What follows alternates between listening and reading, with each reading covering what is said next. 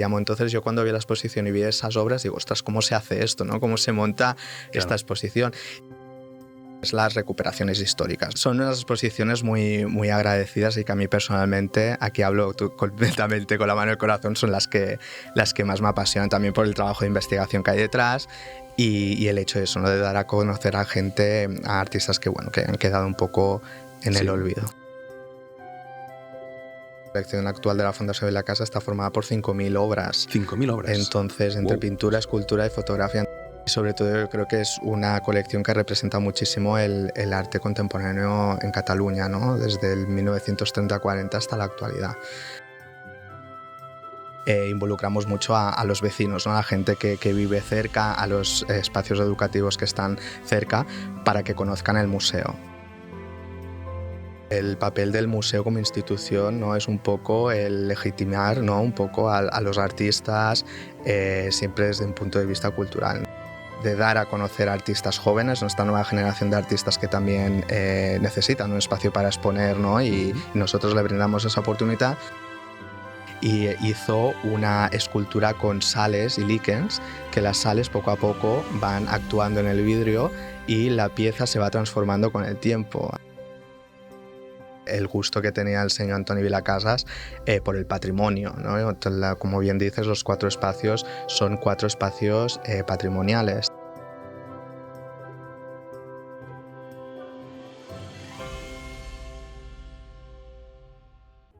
Hola, soy Gerard Vidal, experto en pintura y joyería del Gabinete Vidal Expertise. Si tiene cualquier obra de arte que desea vender, puede ponerse en contacto con nuestro equipo, ya que podemos ofrecerle tasaciones, valoraciones o experticias. Además, disponemos de una cartera de clientes internacionales que buscan ampliar su colección. Gracias por estar aquí con nosotros. A ti por invitarme. Y nada, pues es un placer tenerte y me gusta mucho la forma en que te presentas, ¿no? Esta idea de ser historiador del arte, de ser diferente. Me has comentado que llevas tiempo trabajando en la Fundación Villacasas. ¿Cuál es tu recuerdo más bonito?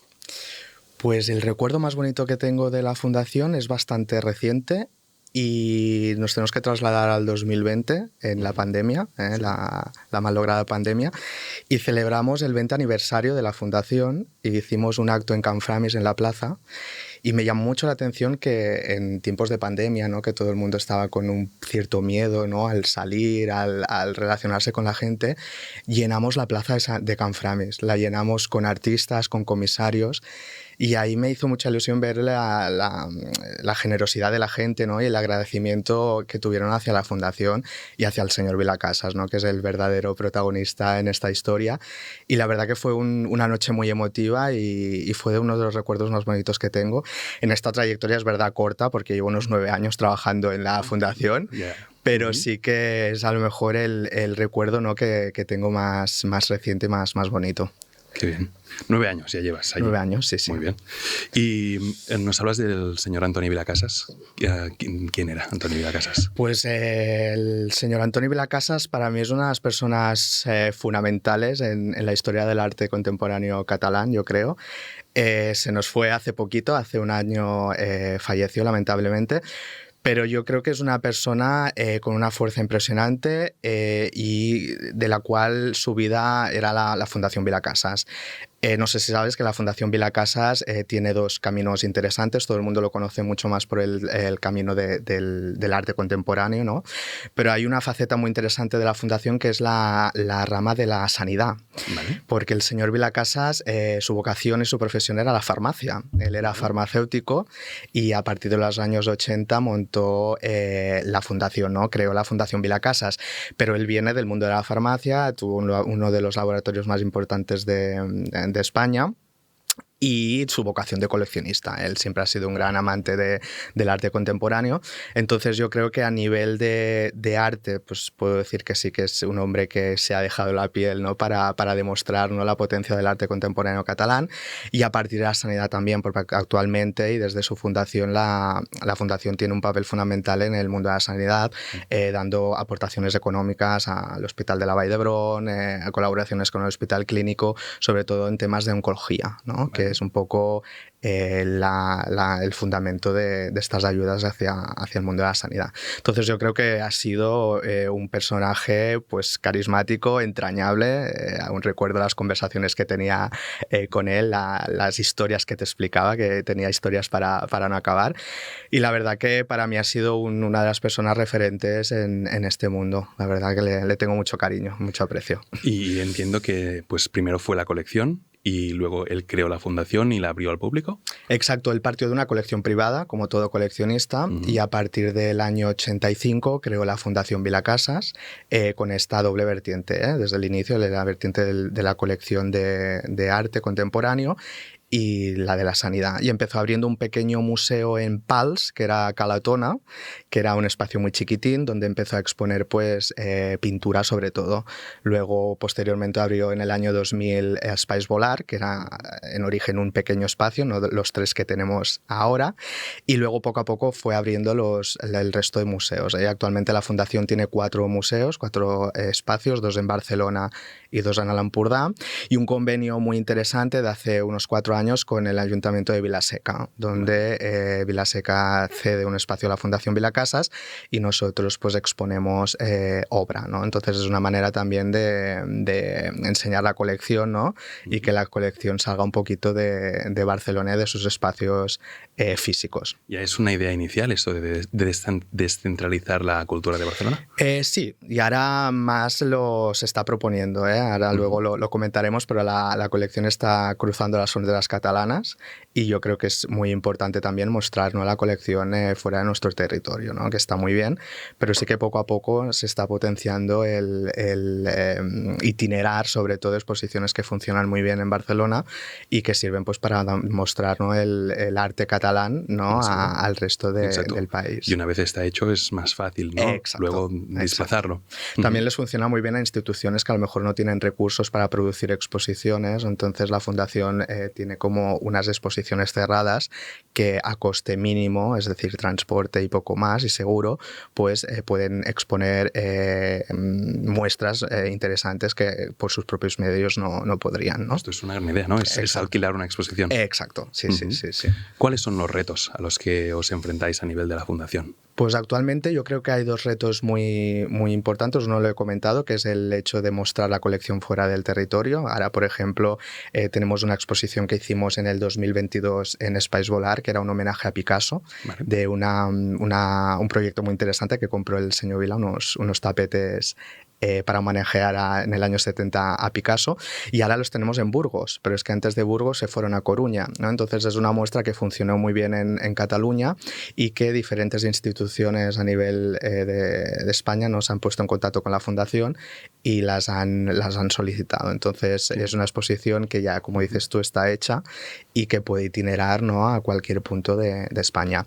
Y el otro proyecto que tiene la Fundación, que yo creo que es un proyecto que muchos museos en este caso lo compartimos, es el llegar a cierto público, ¿no? Y sobre todo el público joven. Yo creo que es uno de los hitos, ¿no?, que toda institución tiene y que nosotros evidentemente nos sumamos, ¿no? Cómo poder llegar a ese público entre 20 y 30 años, ¿no?, que cuesta de que visiten los museos, ¿no? Y cómo podemos hacer estos museos, estas exposiciones atractivas, ¿no? O qué productos podemos ofrecer, qué actividades, etcétera, para atraer a este público, ¿no? ¿Y qué estáis haciendo para poder atraer a este público? Pues de momento se van a hacer todo un seguido de actividades, ¿no?, para poner potencial. Ahora, por ejemplo, en Canframis está la exposición de Paula Bonet, que es una exposición que está teniendo mucho éxito también, y sí que es una exposición que está trayendo también a un público más joven, también por los temas que trata, pero sí que, por ejemplo, Canframis es el espacio, a lo mejor que a nivel de programación expositiva es el que atrae más público joven. Por ejemplo, Space Volar, que es donde tengo yo el despacho, el espacio del cual soy responsable, sí que tenemos una programación un poco más de recuperación histórica, ¿no?, de artistas que tampoco, no es que quieran llegar al público joven, pero a lo mejor son menos atractivos. Entonces, la idea de la Fundación es que todos los espacios no puedan tener esta atracción, ¿no?, y que este público, ¿no?, este target de público que aún nos cuesta, pues que pueda llegar. Bueno, también entiendo que el target 20-30 es un target que es más complicado. Es muy complicado. Claro, es sí muy complicado. que un target más mayor, ¿no? De 35 o de 40, No es hay fácil que problema. se vaya al museo, Exacto. o incluso los más pequeños, ¿no? Que vienen cogidos de la mano por sus padres y van allí. Exacto. Pero yo creo que es este momento de juventud, de universidad, donde la gente no está más pendiente, está pendiente de otras cosas. Exacto. Y ese es el reto, ¿no? De cómo llegar a este público, trabajar también con los institutos, trabajar con universidades, ¿no? Hacer tipos de actividades para poder atraer a este público. Entonces yo creo que estos son ahora mismo los dos retos o las dos vías que tenemos abiertas en la Fundación y de las cuales se están trabajando cada departamento. Y digo cada departamento porque tenemos un departamento de educación, un departamento de marketing, etcétera, que trabaja y está en ello. ¿Cuánta gente trabaja en la fundación? Pues en la fundación ahora seremos unas 40 personas, vale. Entre contabilidad, administración, diferentes departamentos. 40. La fundación ha crecido relativamente hace poco, porque hace 9 años no éramos tantos, pero sí que la demanda, ¿no? Las actividades, cómo ha crecido los museos, etcétera, pues necesita pues un equipo potente y grande, ¿no? Y ahora estamos en 40, que es una muy buena señal. Es muy buena señal, que el equipo crezca y que se hagan cosas. Creo que esto es muy sano. Totalmente. Me gusta esta idea de que hablas de arte y sanidad, ¿vale? Y entiendo que estos son los dos grandes pilares de la Fundación.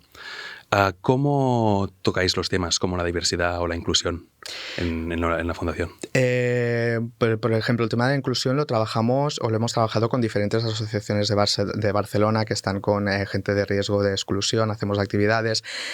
También se está intentando trabajar con algún tipo, con otras asociaciones para poder llegar también a este público que necesita, ¿no? una cierta atención. Es un trabajo también en el cual estamos trabajando. Ahora mismo no tenemos un proyecto definido, pero sí que a la larga yo creo que podremos definir una vía, sobre todo en las exposiciones permanentes, ¿no? No sé, ahora hablo pues para hacer visitas para gente invidente o para gente que tiene algún tipo de problema físico, exclusión social, etcétera. Se está trabajando en ello, No te puedo concretar el qué, pero es una vía de la cual también estamos trabajando. Pero yo creo que es muy sano, ¿no? Que tanto fundaciones como museos pues impacten a estas comunidades, ¿no? Que muchas veces pues por costumbre, por cultura, no están habituadas al arte. Exacto. Pero sí que el arte les puede hacer un cambio a mejor, o un cambio en su forma de ver el mundo, ¿no? Lo que sí que se trabaja mucho desde los museos es con la población local. Sí. Es decir, tanto en Torroella de Montgrí como en Palafrugell, incluso como en Can Framis, involucramos mucho a los vecinos, ¿no? A la gente que vive cerca, a los espacios educativos que están cerca, para que conozcan el museo. Entonces, nosotros en Spice Volar lo tenemos un poquito más complicado porque estamos en pleno centro de Barcelona, pero sí que es verdad que Can Framis aquí en Poblenou pues es un museo que los vecinos se lo están haciendo poco a poco suyo, ¿no? Yo creo que eso es súper importante, igual que en Torroella de Montgrí o Palafrugell, que los vecinos se hagan suyo el museo, que lo conozcan y que formen parte de él, ¿no? Entonces, eso sí que se está trabajando muchísimo a nivel local con estos vecinos. Qué bien. ¿Y qué criterios seguís para crear una colección de arte, ¿no? Para exponer? ¿En base a qué seleccionáis piezas para vuestros espacios? No sé si quieres decir de programación o de colección. Programación y colección, vale, sobre todo. Para el tema de programación tenemos aquí una figura clave que es el director de arte, que es la persona, ¿no? que se encarga de redactar una programación anual, ¿no? ¿Qué trabajáis a un año vista, más o menos? A 3 años. A 3 años. Nosotros tenemos ya la programación hasta el 2027, si todo va bien hecha, porque ya sabes que hacer una exposición no se hace en 2 días, sino que requiere un tiempo de contactar con los artistas, comisarios. Entonces, trabajamos muy a largo plazo. Entonces, podemos estar orgullosos de ser una institución que la verdad lo trabajamos todo bastante a largo plazo.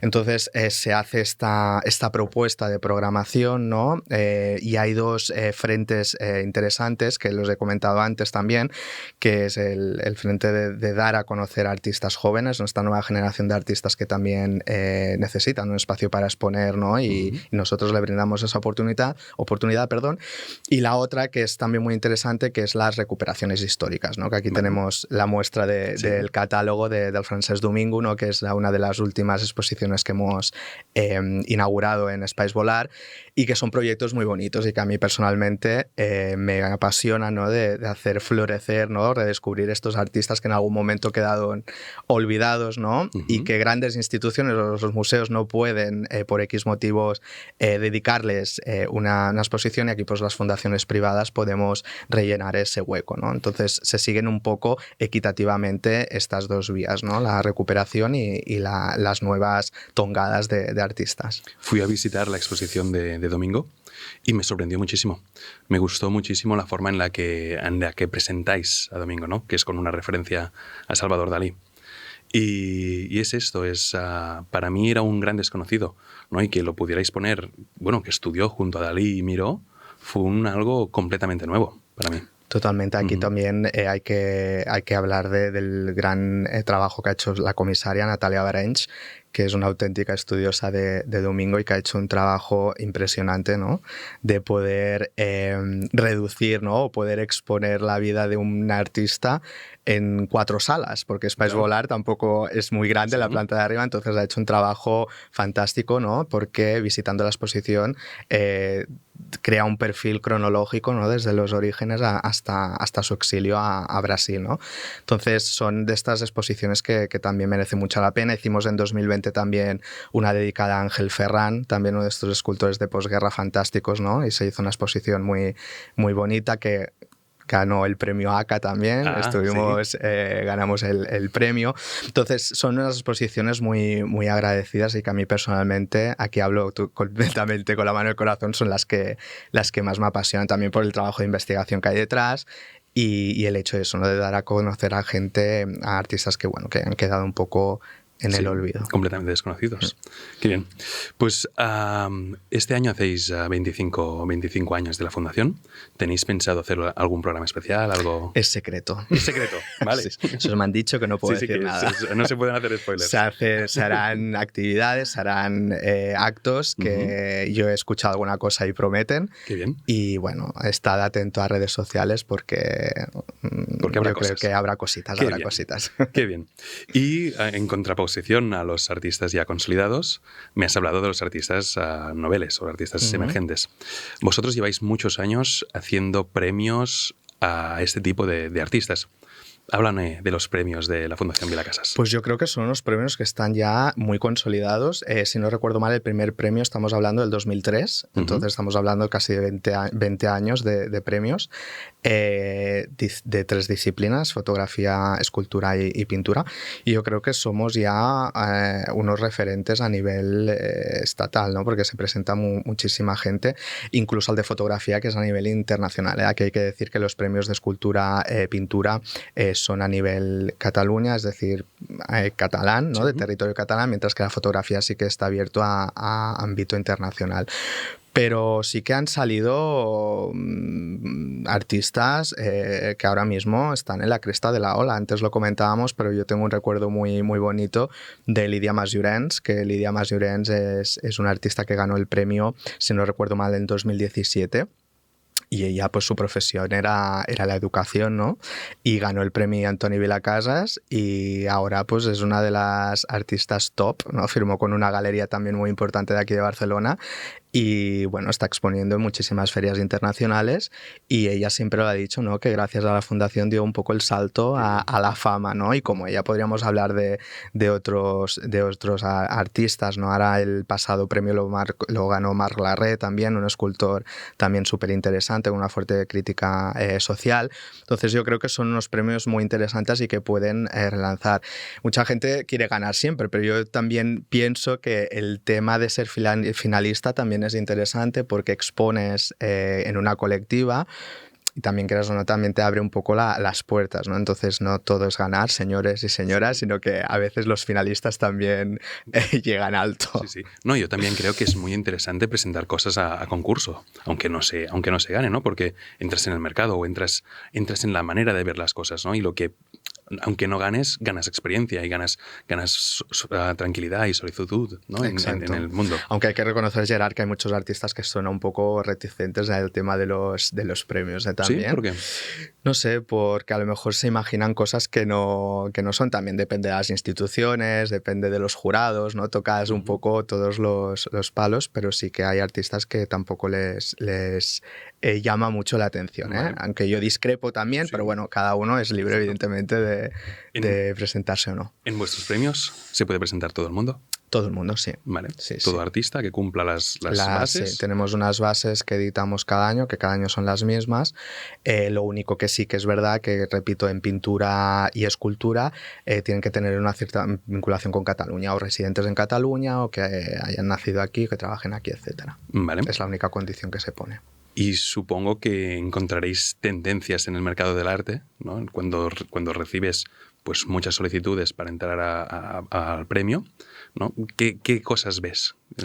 Bueno, sí que es verdad que nuestros premios son muy acotados porque es pintura, fotografía y escultura. Entonces, todo lo que no entra en esta disciplina, aunque evidentemente estas disciplinas cada vez se están abriendo muchísimo más, al tema conceptual, al videoarte, ¿no? Que también sería una tendencia, pero sí que es verdad que ves un poco de todo, pero las bases también se ciñen mucho a lo que se puede y no presentar, entonces ya hay disciplinas que directamente no se presentan. Por ejemplo, el videoarte es una de las disciplinas que no entran dentro de las bases del premio.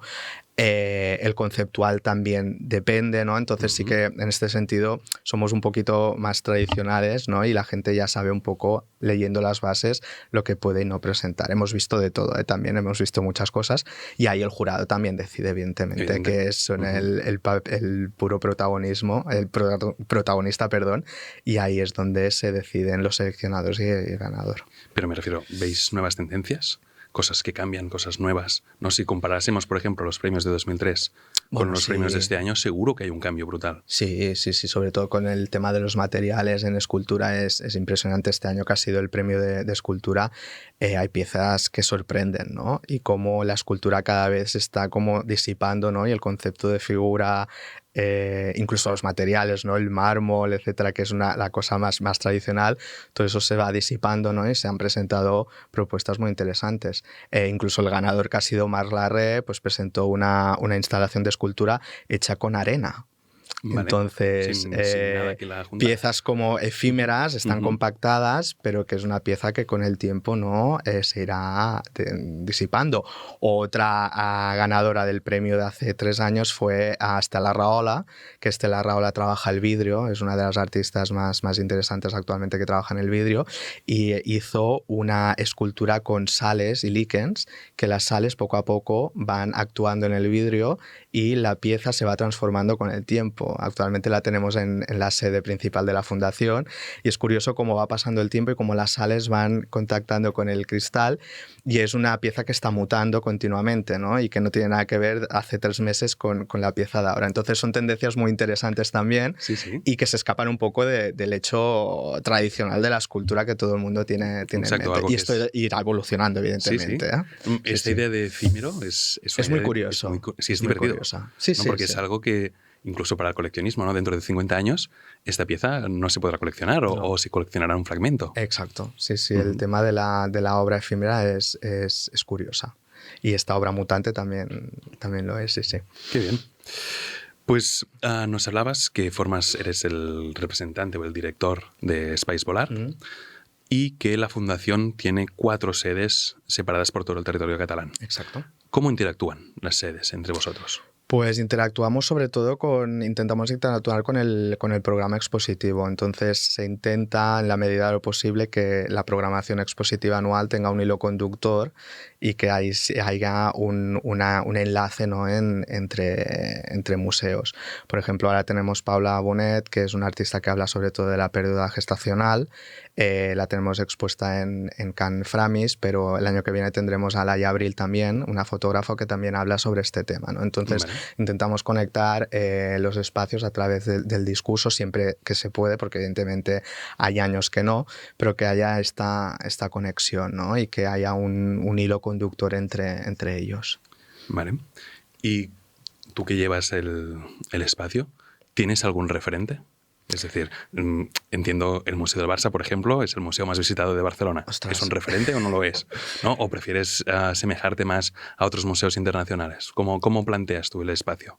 Bueno, yo como punto de mira no te sabría decir un modelo, porque evidentemente es una fundación y yo gestiono un espacio, pero evidentemente hay arriba un equipo directivo que se encarga de la gestión global. Entonces yo como referente no seremos nunca un museo del Barça, evidentemente a nivel de visitantes no lo seremos, pero tampoco estamos en este momento en un momento crítico de visitantes. Yo creo que es una fundación con 4 museos que se muestra al público, la gente nos conoce cada vez más.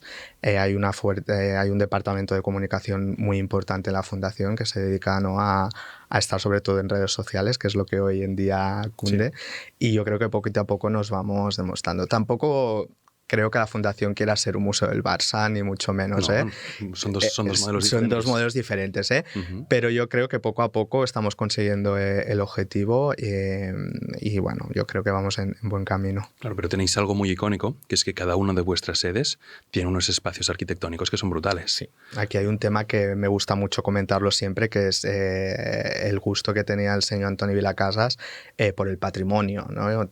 Como bien dices, los 4 espacios son 4 espacios patrimoniales. Tenemos Space Volar, que era un almacén y una tienda de textil, en lo que era el ensanche textil en aquel momento, Ronda Sant Pere, Ausiàs Marc. Tenemos Can Framis, que era un espacio de fabril textil también, que ha ganado premios también de arquitectura por la remodelación que se hizo como espacio expositivo. Tenemos Can Mario en Palafrugell, que era una fábrica del corcho. Allá en aquellas zonas del Baix Empordà no hay había mucha producción de corcho, y la joya de la corona yo creo que está en Palau Solterra, que es un palacete gótico del siglo XV, precioso también, y restaurado con mucho cariño y mucho mimo. Entonces yo creo que son 4 espacios icónicos que yo siempre me gusta hablar del contenido y el contenedor, pero yo creo que en este caso las 2 se unen, ¿no? Porque sí, el contenedor es una maravilla y el contenido también, ¿no? Entonces yo creo que jugamos también en esa liga, ¿no?, de tener 4 espacios súper potentes a nivel arquitectónico. Me gustó mucho en Space Volar el detalle de guardar la boiserie entrando a mano izquierda, ¿no?, donde pone hijos de Volar. Hijos de Casimiro Volar. Casimiro Volar. Sí, sí. No, pues creo que esto es un detalle que es muy significativo, ¿no?, de lo que significa un museo, ¿no? Porque es encontrar la modernidad, pero también ser capaz de salvar la tradición. Y el espacio se llama Volar, manteniendo el nombre de la empresa también, ¿no?, que aquí también tuvo mucha cura. Los despachos donde estamos ubicados también son los despachos antiguos de 1905, o sea, los pavimentos, todo está muy bien conservado y rehabilitado, y aquí pues entra en juego el cariño sobre todo del señor Vila por este patrimonio, ¿no? Qué bien, qué bien. Y como responsable del espacio, ¿qué gestionas? Gestionarás arte, pero ¿cómo gestionas a las personas? ¿Cómo gestionas todo lo que hay más allá del arte? Bueno, yo gestiono básicamente equipo humano. Nosotros, como en cada museo, tenemos un equipo humano que se encarga de la recepción, de mantenimiento, pero lo curioso de Space Volar es que dentro de Space Volar también tenemos departamento de comunicación y prensa, tenemos el departamento de publicaciones, departamento de diseño gráfico y tenemos al director de arte. Entonces es el museo completo donde somos 15 personas trabajando en Volar y donde todos los departamentos están allí. Esto nos funciona muy bien a nivel de comunicación, porque sí que es verdad que los otros museos también estamos bien comunicados, pero no es lo mismo enviar un correo que tocar a la puerta, ¿no?, y hablar con la publicación, diseño gráfico, etc. Sí, sí. Entonces, nosotros cuando estaba en Francia había la idea de el reencuentro en la fotocopiadora, ¿no? Totalmente. Nosotros en la cocina tenemos un pequeño office y allí es nuestro punto de encuentro. Sí, sí, no, que esto es mucho más fácil, ¿no? A nivel de comunicación interna. Exacto. Puedes decir cosas que luego allí no las puedes decir. Exacto. O que no las dirás en un mail. Facilita muchísimo la comunicación, la verdad, sí. ¿Y cómo ves el papel de los museos en el mercado del arte? Es decir, por ejemplo, la exposición de domingo que acabáis de hacer, ¿crees que puede tener un efecto directo en el mercado del arte? Yo creo que siempre lo hay, porque el papel del museo como institución, ¿no?, es un poco el legitimar, ¿no?, un poco a los artistas, siempre desde un punto de vista cultural. Entonces, ahora mismo con esta exposición de domingo, ya indirectamente seguramente en casas de subastas o en algún tipo o de coleccionistas, ¿no? Que ya están mirando un poco a ver qué pueden. Nosotros evidentemente en pequeño formato, pero no te quiero hablar de retrospectivas del Museo del Prado, el Reina Sofía. Entonces yo creo que directamente el museo cuenta, ¿no? con esta interconexión con el mercado del arte. ¿Y crees que el museo ¿crees que el museo debe entender esta revalorización del arte?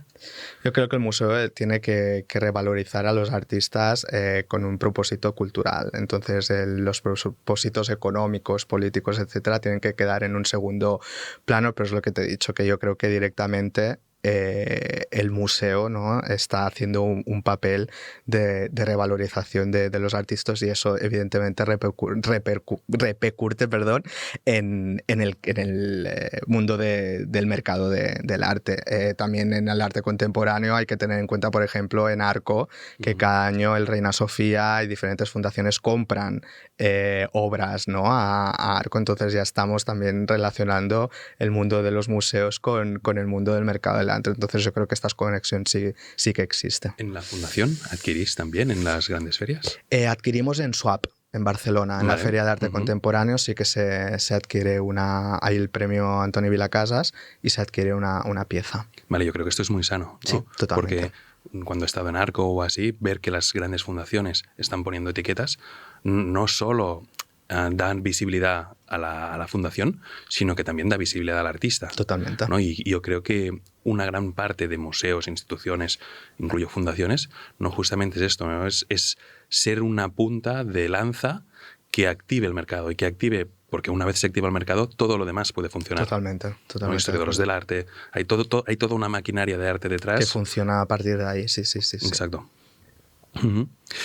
¿Qué impacto crees que tiene en la comunidad vuestro trabajo? Pues yo creo que es un impacto positivo, ¿no? Hablábamos antes de este impacto, ¿no? de espacios. Tenemos unos espacios que valen muchísimo la pena, y yo creo que la colección también. Hay que tener en cuenta que la colección actual de la Fundación de la Casa está formada por 5.000 obras. 5.000 obras. Entonces, entre pintura, escultura y fotografía. Entonces yo creo que es un impacto positivo para quien le guste, evidentemente, el mundo del arte, y sobre todo yo creo que es una colección que representa muchísimo el arte contemporáneo en Cataluña, ¿no? Desde el 1930-40 hasta la actualidad.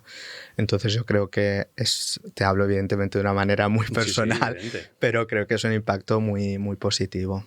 Qué bien. Pues tú has sido comisario de varias exposiciones. Sí.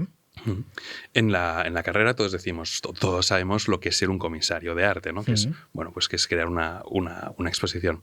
El día a día de un comisario de arte, ¿cómo es? Pues el día a día es bastante complicado. Además, cuando lo tienes que gestionar con tu trabajo habitual, porque yo los comisariados que hago los hago fuera de la fundación, entonces como freelance, entonces es bastante complicado.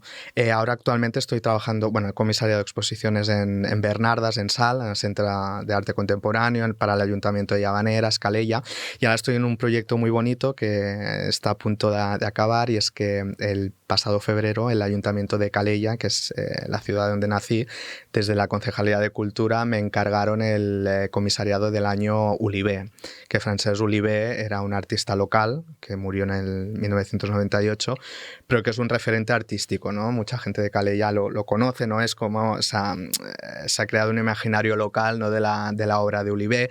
Son de esos artistas también que se crearon en posguerra, ¿no? Su formación académica es de posguerra, ¿no? Con ese academicismo que poco a poco se fueron formando su identidad artística. Entonces me encargaron el comisariado del año Oliver, ¿no? Entonces hemos hecho los premios Francesc Oliver de pintura rápida, que es un premio que se ha recuperado este año también, con una acogida muy importante. Se hará el mes que viene un coloquio también bastante importante, donde se invitarán a grandes personalidades a hablar sobre el artista, y esto culminará con una retrospectiva que se inaugurará en diciembre, de la cual estoy acabando ya los últimos detalles de catálogo catálogo, etcétera. Y la verdad que ha sido un proyecto muy, muy bonito. Un proyecto que se empieza desde cero porque es un artista que, evidentemente, como puedes imaginar, no hay nada de bibliografía. Entonces eso tiene que ser muy difícil. Te tienes que remitir sobre todo a hemeroteca, a prensa y sobre todo un trabajo que me ha encantado y que me lo he pasado súper bien haciéndolo, que es la memoria oral, ¿no? Vale. He hecho casi 100 entrevistas a vecinos, a gente que conoció a Francesc. Entonces, eso te crea un perfil completamente potente, ¿no? De que cualquier libro te podría describir. Entonces, a partir de toda esa recopilación de información y de obras, pues he creado como una pequeña antológica que abrirá las puertas en diciembre. Entonces, estoy muy contento y, bueno, un trabajo que me lo he pasado muy bien. Qué bien.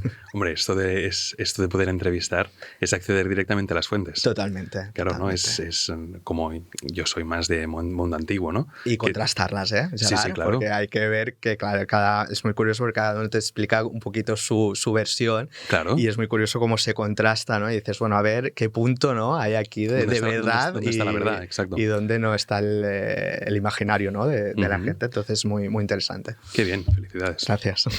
Y en esta exposición estás haciendo de coordinador. En esta de domingo, ¿no? Sí.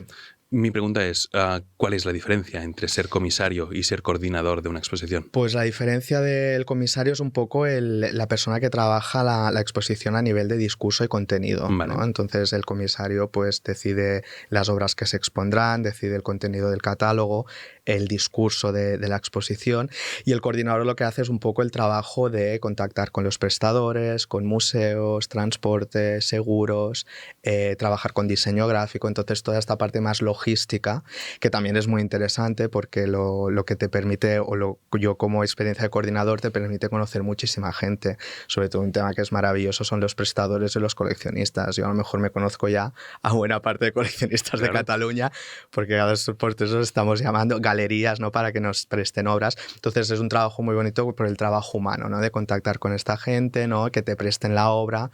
Entonces es un poco la parte más de logística y de coordinación. Claro, yo entiendo que por lo que estás diciendo, ¿no? Que el comisario es el que tiene la idea. Exacto. Y el coordinador es el que la pasa al papel. Es la que ayuda a materializarla un poco, ¿no? También porque el coordinador es quien conoce el espacio, ¿no? Quien conoce los puntos fuertes de cada espacio. Entonces ahí el coordinador también ayuda a guiar a los comisarios en decir, ostras, pues esta pared a lo mejor no es la principal. Vamos a guiar un poquito al comisario. Evidentemente aquí el comisario es la figura clave en todo proyecto, claro. Pero sí que el coordinador, que aquí hago un punto de poner en valor a los coordinadores, pues es un poco eso, el trabajo más logístico, pero que también evidentemente tiene su importancia. Qué bien. ¿Y cómo utilizáis la inteligencia artificial o la utilizáis? Pues de momento no. ¿De momento no? De momento no hemos entrado en ese campo. Yo sí que es verdad que soy un poquito chapado a la antigua y son unos temas que me dan un poquito de miedo. Depende del uso, evidentemente, ¿eh? No soy negacionista en este aspecto, pero sí que es verdad que a veces un abuso, ¿no? De estas nuevas tecnologías, pues para mí se pierde un poco el espíritu.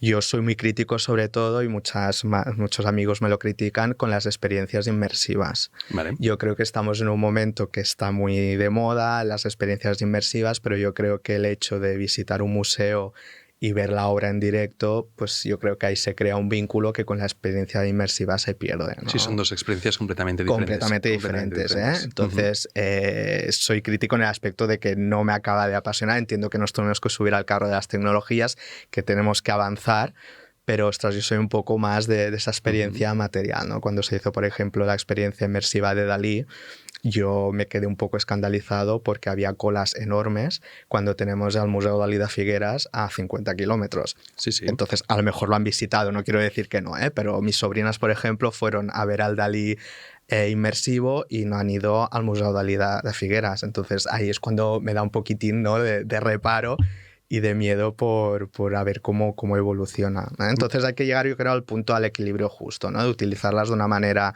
sana y que nos puedan ayudar. En este caso, en la Fundación, de momento no estamos en ello. Llegaremos a trabajar, pero de momento no. Yo creo que es el futuro, ¿no? Totalmente. Y al final para mí es una herramienta que es poderla aplicar a la exposición. Exacto. ¿No? Pues, no sé, elementos que no llegan. Por ejemplo, en la exposición de domingo tenéis una foto de una pintura desaparecida. Exacto. ¿No? ¿Por qué no? Lanzo, ¿no? Pero ¿por qué no en estos casos poder jugar con la tecnología, poder aplicar cosas que puedan ser un suma a la exposición? No, y esto va muy bien con el tema que hemos comentado antes de llegar a un público joven, ¿no? Que a lo mejor estas tecnologías también nos ayudarían a que esta franja de edad que no nos visita como nos gustaría, pues poderla hacerla participe de estas exposiciones. En el Museo Royal de Bruselas era muy bestia porque había una mesa gigante, toda digital, y que cabían pues 10 o 12 personas, ¿no? Y todas tenían acceso a las pinturas a través de táctil, que podían irlas lanzando de un lado a otro, pero eran pinturas que tú abrías una y se te abrían las parecidas, ¿no? Con lo que era algo de decir, ostras, esta gente han sabido utilizar la tecnología para un plus de una exposición, ¿no? Y creo que ese es el camino que tenemos que seguir en exposiciones o en cómo entender el arte a nivel tecnológico. Totalmente. Estoy completamente de acuerdo contigo de que ver un Dalí en el Museo Dalí es una cosa y verlo proyectado en una nave industrial es otra, ¿no? La experiencia es diferente, hay gustos para todo, pero también hay que tener en cuenta el tema económico. Las exposiciones tienen un presupuesto, ¿no? Entonces, estas tecnologías también, como sabes, son bastante disparadas de precio, entonces también hay que jugar un poco con eso. Pero yo creo que sí, que llegará. Y tú eres coleccionista, me comentabas. Sí. ¿Y qué te Amateur, gusta? Bueno, sí. Pero sí. ¿qué te gusta coleccionar? Pues la verdad que me gusta mucho principio del 20, ¿no? Todo lo que es dibujo. Soy un apasionado del noucentisme. Es una de las etapas artísticas que más me gustan. Y colecciono pues pequeños dibujitos o obras que me apasionen dentro, evidentemente, del presupuesto que una persona tiene. Pero lo comentábamos antes, que ya lo decían, que el coleccionismo es una enfermedad, porque es un hará uno, hará otro, ¿no? Y vas intentando ahorrar un poquito, ¿no? para poder comprar. Y la verdad que muy contento. En casa ya no tengo paredes, estoy ya sin paredes, pero la verdad que muy contento, la verdad, con esta pequeñita colección que ¿Cuál tengo. es tu pieza favorita de tu colección? Pues mi pieza que le tengo un aprecio increíble es una Eduard Alcoy, que es un pintor de Mataró que a mí me apasiona, y conseguí un óleo pequeñito precioso y es una de mis piezas importantes. También tengo dos María Gironas que me gustan mucho también, se me escapa un poco de cronología, pero fue una artista que descubrí a partir de una exposición de Espais Volar, y la verdad que me apasiona también. Y bueno, pero el Alcoy yo creo que es mi pieza top que tengo en la colección. Sí. No, se nota que te apasiona este principio de siglo. Me encanta, sí. Se te nota, ¿no? Porque estás haciendo constantemente referencias y comisionas cosas. Y he visto también que eres vocal de la asociación Puig i Cadafalch. Sí, esto hace muy poquito. La asociación ya nació en el año 2012. Yo hace ya como 3 años que soy amigo de la asociación, y el año pasado me propusieron si quería formar parte de la junta directiva, y la verdad que accedí muchísimo porque creo que hacen una labor muy importante para dar a conocer la figura de Puig i Cadafalch. También soy un amante del modernismo, entonces estoy ahí entre modernismo y noucentismo, están allí. No lejos, estamos hablando de 15 años. Soy un amante, y todo esto vino también por un estudio que estoy realizando sobre las pruebas de yeso de la casa Puig i Cadafalch de Argentona, de la casa de veraneo, que es una casa que ha restaurado hace poco el ayuntamiento. En breves, cuando se apruebe el plan museográfico, se abrirá al público, y en una visita de obras ya había visto alguna foto anterior, que había una colección de pruebas de yeso de Eusebi Arnau preciosas. Entonces yo esas pruebas ya las conozco por la casa Lluís Domènech i Muntaner, que también tiene esas pruebas de yeso, que no sé si en castellano se llama así. Pruebas de yeso son las pruebas que los escultores hacían en yeso antes de pasarlas al mármol y a la piedra, y que yo siempre reivindico porque es la obra original, ¿no? Porque una vez esa prueba se pasa al mármol o a la piedra, se pule, y en esas pruebas es donde vemos, ¿no? el trabajo del escultor, ¿no? con el yeso. Pues investigando y localizando poquito a poco de dónde provienen esas pruebas de yeso y dónde las podemos ver: al Palau Macaya, Hay muchas también de Canet, un proyecto que se hizo en Canet, etcétera, y eso pues dará resultados, si todo va bien, a un artículo que saldrá el año que viene en la revista Cuatro Columnas, que es una revista que se edita anualmente, la asociación, y donde se invitan pues a historiadores del arte, a historiadores, etcétera, a hablar sobre diferentes temas de Puig i Cadafalch, ¿no? Desde la vertiente política, historiadora, arqueóloga, ¿no? Porque fue un hombre bastante poliédrico, ¿no? Y estas revistas están muy bien. Ahora sí creo que saldrá el número 6. Por lo tanto, ya 6 años la revista funcionando, y yo creo que será un corpus interesante para todas aquellas personas que quieran investigar un poquito sobre Puig i Cadafalch, porque tocan diferentes aspectos, ¿no? con una revista que es completamente científica, ¿no? Entonces, es una labor muy, muy interesante. También se hacen conferencias, coloquios, se invitan a personas a hablar sobre diferentes temas de Puig i Cadafalch, y yo creo que es una asociación pequeñita, pero que poquito a poco nos vamos introduciendo en la actualidad, ¿no? Y vamos dando a conocer a la figura de Puig i Cadafalch. Sí, estas asociaciones son súper importantes. Muy, muy importantes. ¿No? Porque es lo mismo que decíamos al principio, ¿no? Podéis hacer cosas Exacto. que una gran institución, pues a lo mejor no puede llegar. Y la verdad que el presupuesto no es un presupuesto muy elevado, como te puedes imaginar, pero yo creo que lo está muy bien administrado, ¿no? Y que se hacen cosas muy interesantes. Ahora hicimos el domingo la Diada Puig i Cadafalch, participamos también en ferias modernistas para darnos a conocer. Entonces yo creo que poquet a poquet, ¿no? Como se dice, se va picando piedra y vamos dando a conocer un poco la figura de Puig i Cadafalch, que no deja ser la misión de la asociación. Y esto que comentas de los yesos es muy interesante, porque ahora que voy pensando, en la exposición de Gaudí que se hizo en el Manac, había toda una sala dedicada a los yesos de la Sagrada Familia, ¿no? Que en parte gracias a esos yesos podemos reconstruir la Sagrada Familia de hoy. Exacto. ¿No? Y es una pena porque estos yesos se perdieron muchísimo, porque normalmente cuando el proyecto finalizaba los yesos se destruían. Pero aquí, investigando y hablando con Isabel Marín, que es la máxima experta en Eusebi Arnau era un arquitecto que bueno, tenía mucho aprecio al trabajo, y normalmente estos yesos se los regalaba a los arquitectos. Vale. Entonces, Domènech i Montaner, todos los yesos que se ven en Canet son parte de su colección, y los yesos de Puig i Cadafalch en Argentona también, y la casa que había en Carrer Rosselló, que ya no está, también estaba repleta de yesos, ¿no? Que formaban parte de proyectos de Puig i Cadafalch. Entonces, reivindicar un poco también el papel de estas pruebas de yeso, y con este estudio yo creo que también ayudará a entender un poco la casa. ¿Y ese estudio estás yendo hacia un doctorado? ¿O estás... No deja de ser un estudio que acabará materializándose en un artículo para 4 columnas. Pero sí que funcionará muy bien porque, como ya te he dicho, se está trabajando en el plan museográfico de la casa. Entonces, ese artículo también servirá para crear un poco el discurso, ¿no? de la visita a la casa, y poder identificar cada prueba de yeso a qué edificio corresponde. Qué bien. Qué bien, sí, todo este trabajo que sea revalorizarlo en el sistema no económico, ¿no? Sino en la idea de poder coger una escultura, un edificio, y darle una vuelta y verle un punto de vista diferente, creo que esto es muy sano. Totalmente, muy importante también, ¿no? Porque al final es este trabajo, porque es defender una cosa que tenemos, y no solo defender, sino que es proteger y pasarlo a una siguiente generación. Exacto. ¿No? Que es lo que venías diciendo, ¿no? De esta exposición que has hecho, que estás preparando, que no había bibliografía. Exacto. No, pues todo esto es ir un paso más para allá, para que dentro de 20 años alguien diga, ostras, pues Isaac ¿quién era este señor, hizo ¿no? un estudio sobre esto. No, es muy importante porque también son personas que si no se les hace este pequeño homenaje, ¿no? Pasan un poco sin pena ni gloria por la vida, ¿no? Entonces yo creo que también hace falta reivindicar, a lo mejor no en forma de centenarios, porque son efemérides que no se pueden realizar con todos los artistas, lamentablemente, pero sí, ¿no? Hacer pequeños estudios o pequeños proyectos que luego queden, ¿no? Para lo que dices tú, ¿no? Que en un futuro algún pequeño historiador del arte que esté estudiando, pues quiera, ¿no? Un poco de documentación o bibliografía sobre X artista. Qué bien. ¿Y el futuro del arte cómo lo ves? Bueno, es una pregunta complicada. Así, abierta a lo bestia. Pues vamos a ser más concreto. ¿Qué consejo le darías a un historiador del arte que está empezando historia del arte a día de hoy? ¿La carrera? Por ejemplo. Que no se deje influenciar por las salidas profesionales, porque yo creo que ahí hay un tema que tenemos enquistado todos los historiadores. Yo tengo una anécdota que siempre explico y soy muy pesado, pero que me hizo reflexionar.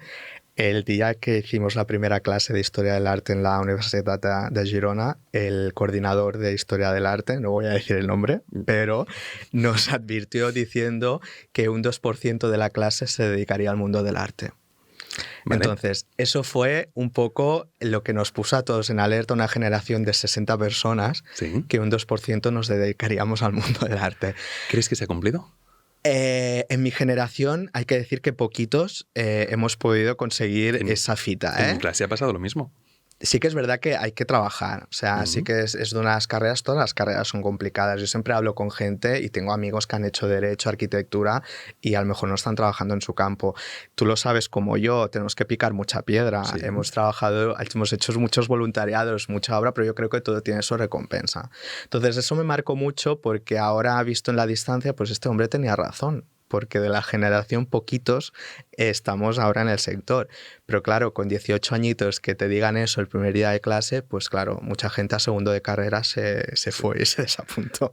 Sí, yo lo hice en Barcelona y pasó lo mismo. Pero con el tiempo he entendido que es muy sano. Totalmente. Que pasaran una espada. Totalmente, una criba, ¿no? Exacto, que decimos. Primero de carrera de decir, ¿te gusta o no te gusta? Exacto. ¿No? En medicina lo entendemos, ¿no? Alguien que va a quirófano y el primer día se desmaya, pues a lo mejor le dirán, esto no es para ti, ¿no? Y creo que en Historia del Arte pues puede pasar lo mismo. Y yo creo que también es una carrera muy vocacional, ¿eh? Porque hay mucha gente, me acuerdo en primero de carrera, que se apuntaba un poco por tema de nota de selectividad, ¿no? Y Historia del Arte, la cosa fácil. Señores, Historia del Arte no es nada fácil, o sea, es una carrera muy complicada, aunque nos quieran vender la moto de que es una carrera fácil, no lo es, y yo creo que es muy vocacional. Tienes que tener una vocación hacia el arte, porque si no es una carrera muy dura.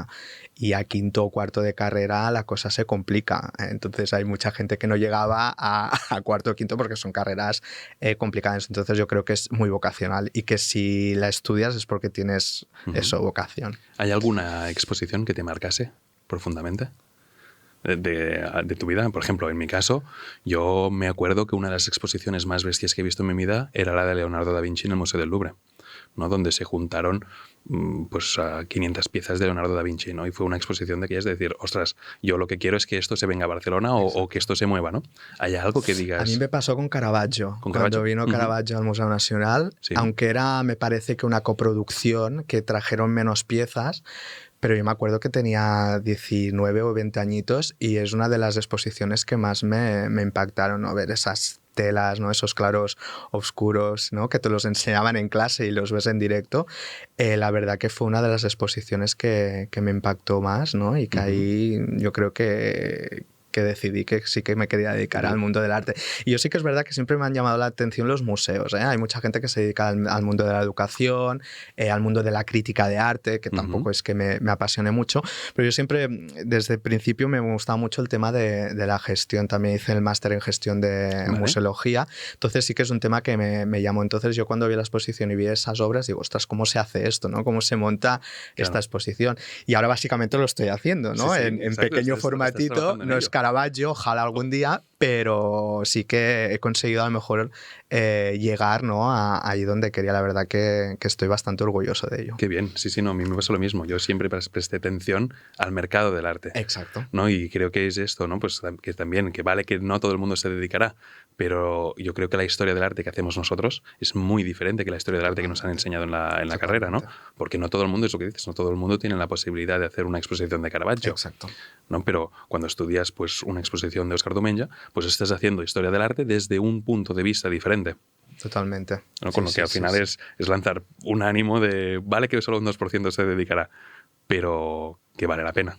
Y el tema de investigación también es bastante... Me gusta mucho, no tengo el tiempo que me gustaría, pero por ejemplo, esto que estoy haciendo de los yesos de Puig i Cadafalch, ¿no? El ir al Archivo Nacional de Cataluña y abrir expedientes de la empresa Jujol y todas estas, todo este trabajo de investigación también es un tema que me apasiona mucho, ¿no? Uh-huh. Sí, para mí también. Yo entiendo que el gran trabajo es en el archivo. Totalmente. O sea, si yo tuve la suerte de tener un buen profesor de fuentes documentales, y es algo que te cambia la vida. Y claro, yo vengo del mundo medieval, ¿no? Y las fuentes documentales en el mundo medieval son muy cortas. Totalmente, ¿no? Y cuando encuentras una, estás la mar de feliz. Claro. Y poco a poco he ido pasando a 18, 19 y ahora he estudiado alguna cosa del siglo XX y es que Se abre un mundo, claro. Sí, bueno, sí. es que es justo al contrario, es que no llegas, no hay Claro. tantísima información que no puedes abarcarlo todo. Exacto. Sí, sí. Pues, ¿quieres aportar alguna idea más? ¿Tienes algo que se te haya quedado en el tintero? No, la verdad que yo creo que ha sido una conversación bastante extensa, ¿no? Sí. Y creo que los temas Pues, que tengo ya se han hablado. pues muy bien. Pues Isaac, muchas gracias por estar aquí con nosotros. A ti por invitarme. Y un placer muy grande. Muchas gracias. A ti.